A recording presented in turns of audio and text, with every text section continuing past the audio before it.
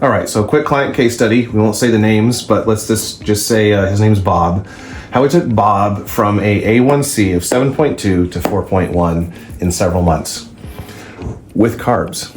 So what we did to start is we cut out most carbs. So carbs were only introduced post-training, not even pre-training. So only post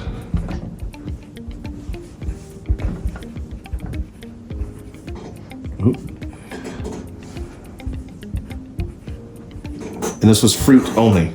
So he would consume pure protein with whatever fats happen to be in there, but usually leaner sources of protein.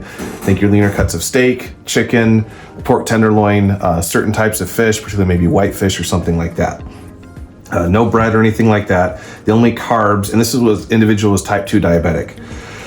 Now we've introduced post-training carbs. Why? Because this is the time when you're the most sensitive to insulin and carbs in a good way, because that means that your insulin sensitivity is elevated.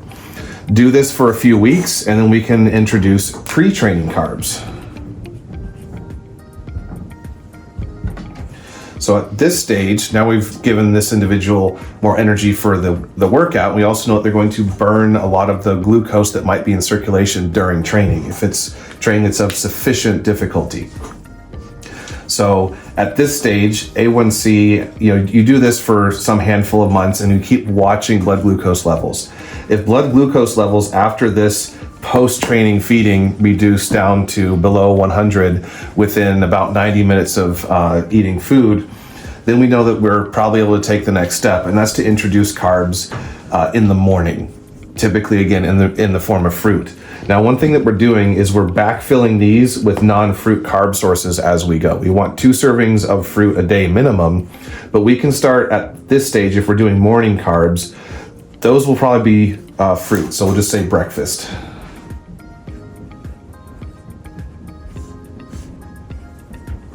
It's really hard to write at this angle.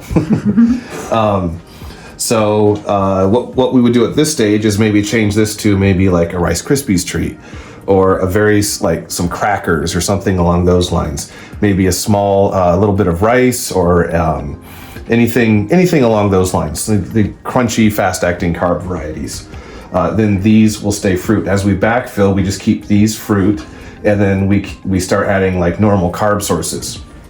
We get to a point where breakfast carbs are good, and we start introducing carbs generally to lunch and then dinner.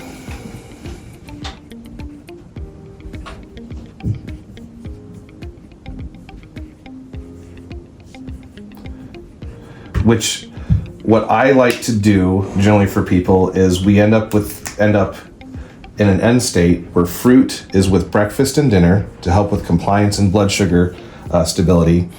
And the rest of these can be things like rice, potatoes, maybe a Rice Krispies treat post-workout or pre-workout for energy and recovery, depending on which one you want to emphasize.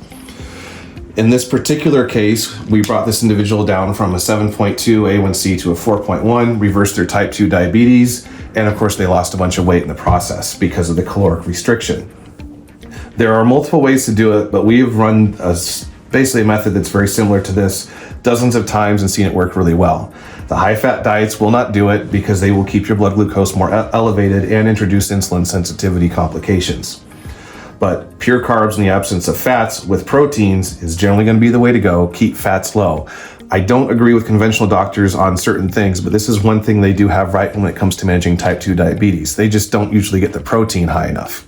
However, the inclination that mainstream medical science has to restrict fats to promote insulin sensitivity is right on, and something that we've seen work out time and time again.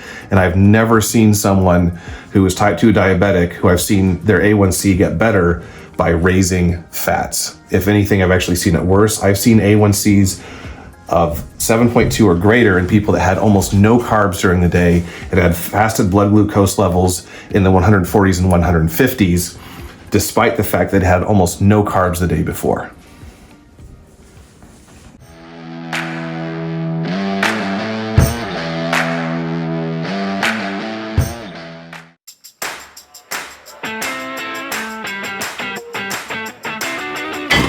My name is Justin Johnson with High Calling Fitness.